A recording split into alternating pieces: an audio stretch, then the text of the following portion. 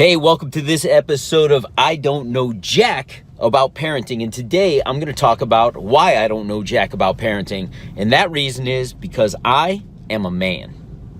So the big question is this: how are parents like us, who don't have a manual, who are doing the best we can, who feel as though we aren't enough, how are we going to raise healthy, happy children who we are proud of and still keep our sanity in that process? That's the question, and this podcast will give you the answers. My name is Ryan Roy, and welcome to I Don't Know Jack About Parenting, a podcast for parents who are being real with themselves. Hey, welcome back to this episode of I Don't Know Jack About Parenting, where I'm probably going to go on a little bit of a rant today, simply because I believe in today's society,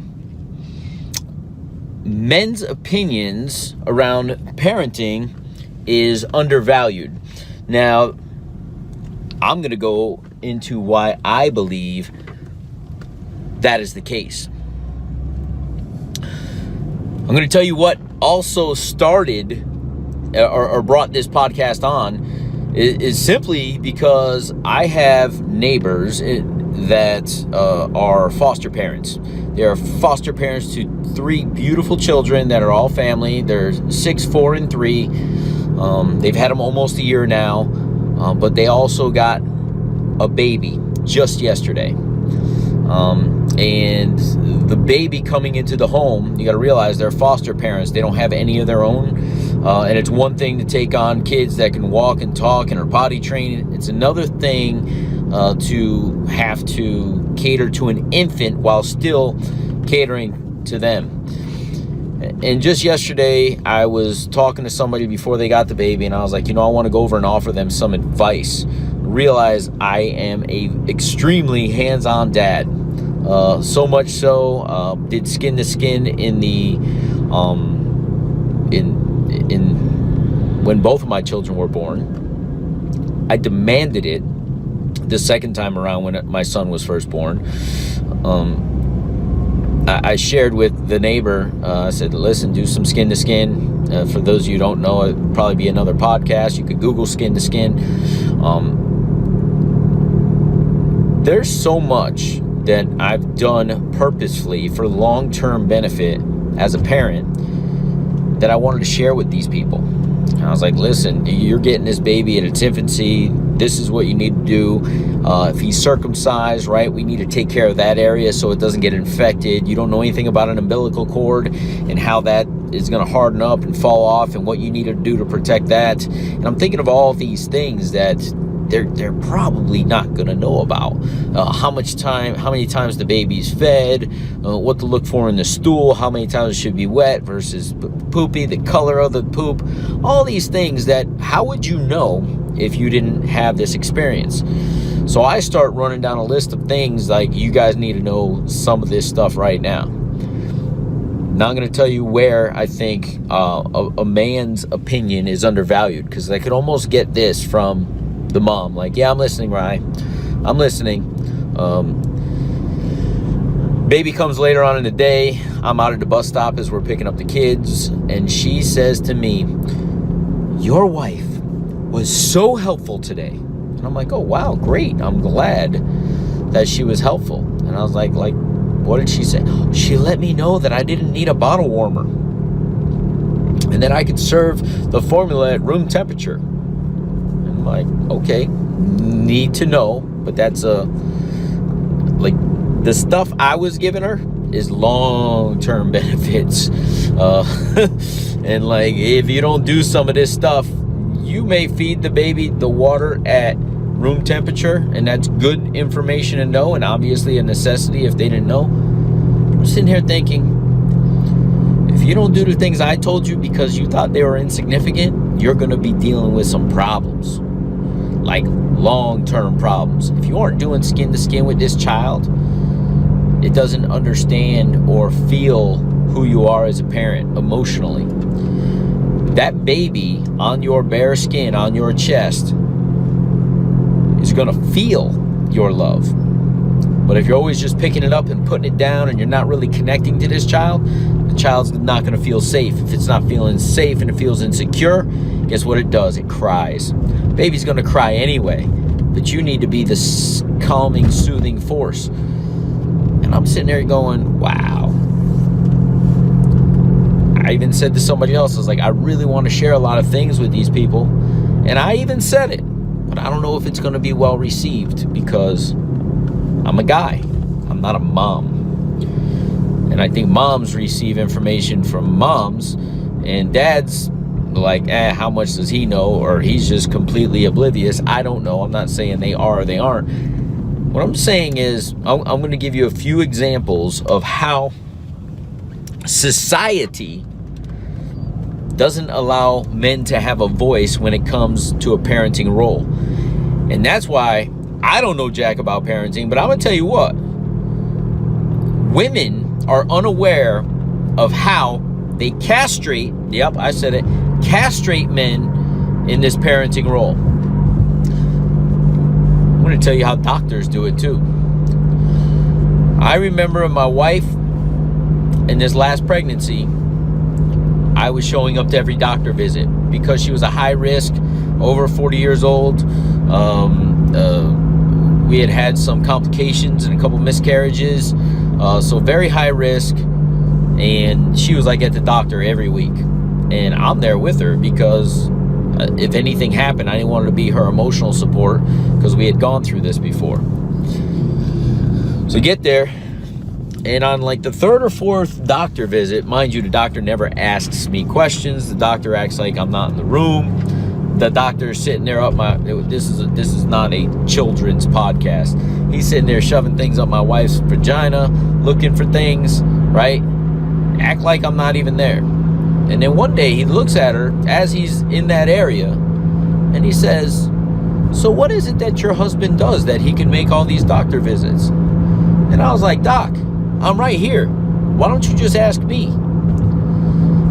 And he kind of like looked over to me and like looked back to her, like waiting for her response. And I was like, babe, you don't need to answer that. If you're not going to include the father in the journey, and if I am not able to even speak to the doctor because he doesn't even acknowledge me, and that's what I imagine most doctors do, maybe because their experience is that men don't want to be that involved. But here's the deal. I was involved. I was at every single doctor visit.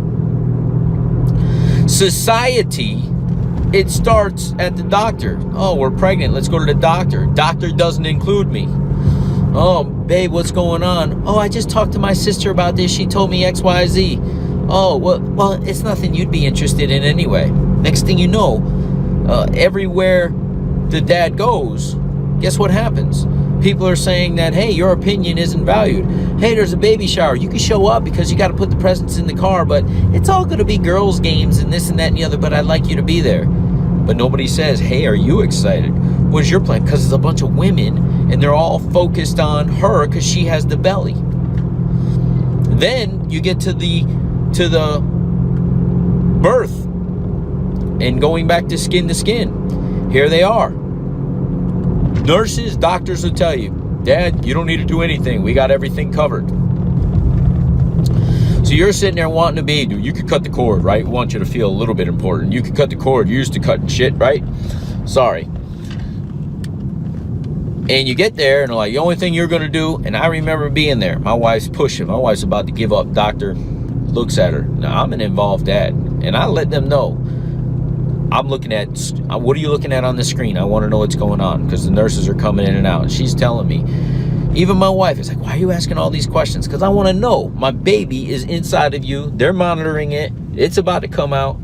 I need to know what they're looking at. So as we're going through this entire process, I got to pause. So I'm back. My other neighbor, his wife is about to give birth tomorrow. She's going in for a scheduled C-section. And I just gave him a couple quick pointers. And it's just exciting to have the neighborhood. So he's listening, but I think a lot of it's going over the head. Guys, listen, this parenting thing we don't understand. I don't know jack about parenting until you become a parenting. a parent, and even then you're not really a parent. So let me go back to the story of the nurses, the doctors.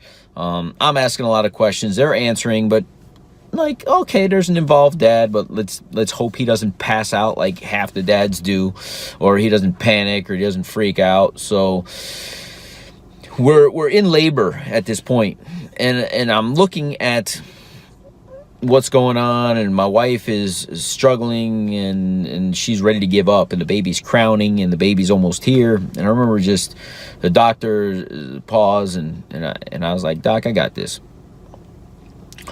And he's ready to coach her through it. I say, you get back where you belong, and I'll be right here where I'm at. And I just look at her, and I'm like, listen, babe, you are about 3 good pushes away from getting this baby out. You give it everything you got, and we're going to be parents for the second time. This baby is here. I can see its head.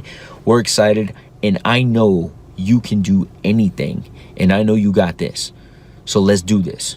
She's like, 3 pushes? I was like, 3 pushes. Man, 2 pushes. Baby's here. It was awesome. But you could just see the look in the doctor's face, like, sure, Dad. He gave me the nod, but he was like, man, let me do my job. I'm like, no, this is my job. This is my wife. And I'm going to tell you right now, and I know I'm slightly unique, and I'm going to tell you why in a second, because once the baby's out, for those of you who don't know, maybe you've been there. If you're listening to this, I imagine you're a parent. But the baby comes out, the first thing they do is they give the child to mom. Right? They clean the baby up, they wrap it up, mom, bare chest, baby on it, skin to skin. She got about 45 minutes of skin to skin. We're talking to the baby. We're naming the baby because we didn't know if it was a boy or a girl. We're deciding on those things. We're super happy with the smooth, compared to our first birth, very smooth. We checked in at 5:57. He was born, so 6-hour labor, if you would. It was beautiful. So the nurse goes to take the baby, take my son. And I said, okay, I need the baby. And she says, no, sir, we need to. I said, listen. He's my child. You can weigh him, you could prod him, you could poke him, you could do everything. Obviously, he's a perfectly healthy baby. He needs to be with dad at this point. I need my skin-to-skin time, so you can give me the baby and you can leave. And she was like, oh, he's serious. But here's the thing. If I wasn't very assertive, if I wasn't very confident in what I was saying, if I wasn't telling her what needed to happen from my perspective and what was going to happen, she's just going to dismiss me as the father. Oh, mom got her skin to skin, dad doesn't care. I believe it would be my vision, it would be my hope that if I could control this or affect this in any positive way, it would be mom gets skin to skin, dad, take your shirt off, you're getting skin to skin too, in every hospital, at every birth, that every father is in the room.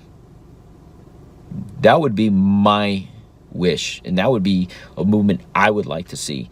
And maybe someday there's that.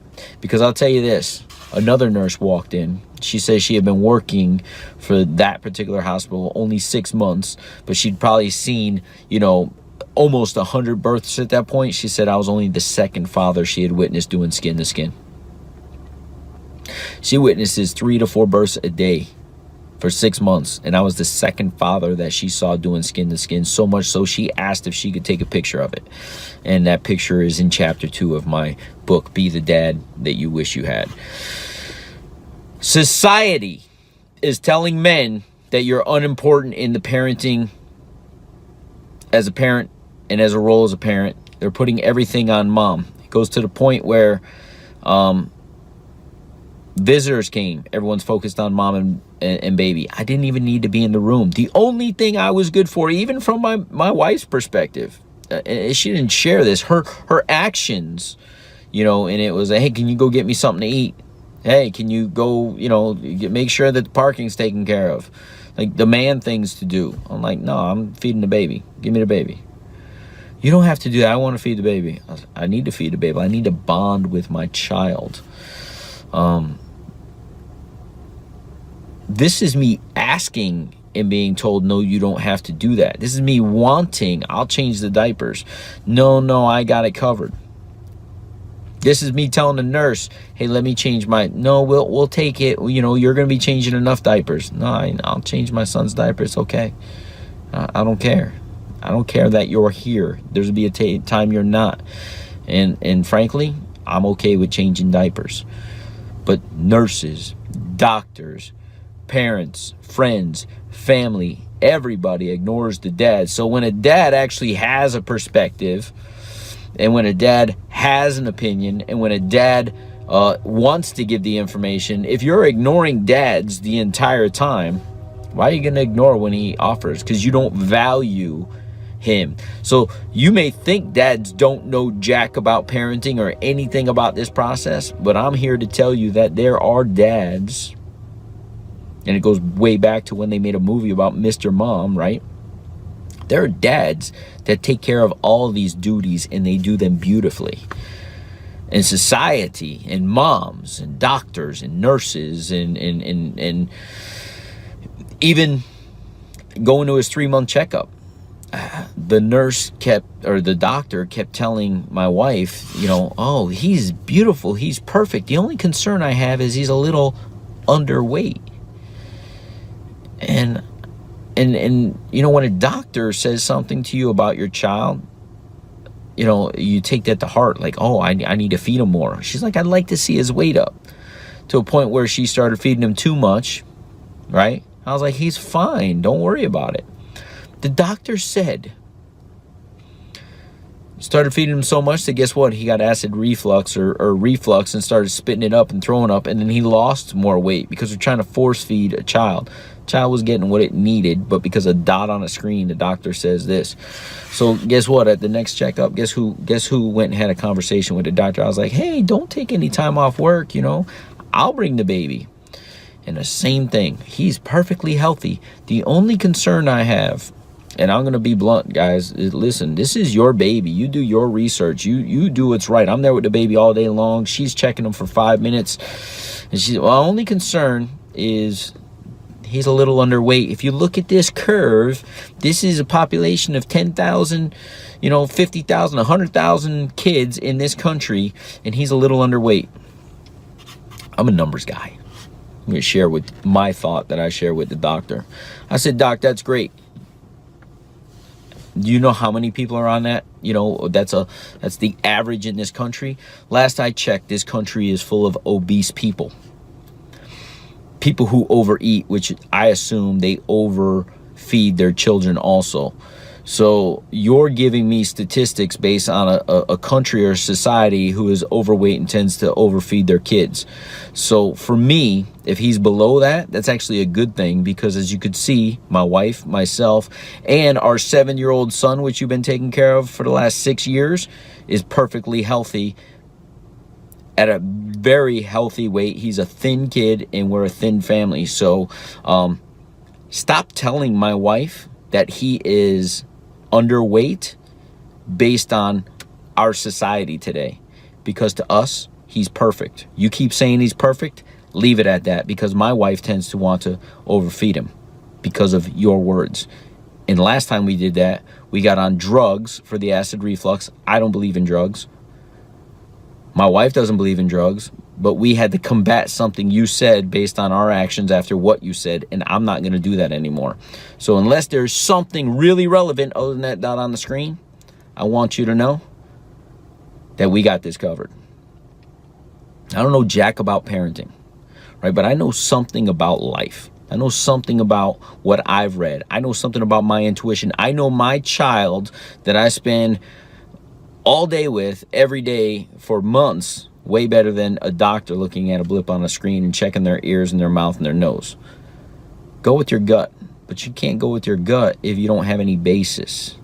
And I hate to tell you, if you're watching this, there's some of us dads out there who probably know more than a lot of moms, but nobody's listening simply because we're men. That's my rant. I don't know jack about parenting, but I do know a little something about life and people. So I'll see you in the next episode. Do you want to be the dad you wish you had? If so, go get my free book, Be the Dad You Wish You Had at BeTheDadYouWishYouHad.com. Inside, you'll find my most effective 40 tips to quickly and easily transform yourself into the ideal dad. Go to BeTheDadYouWishYouHad.com now and get it while it's free.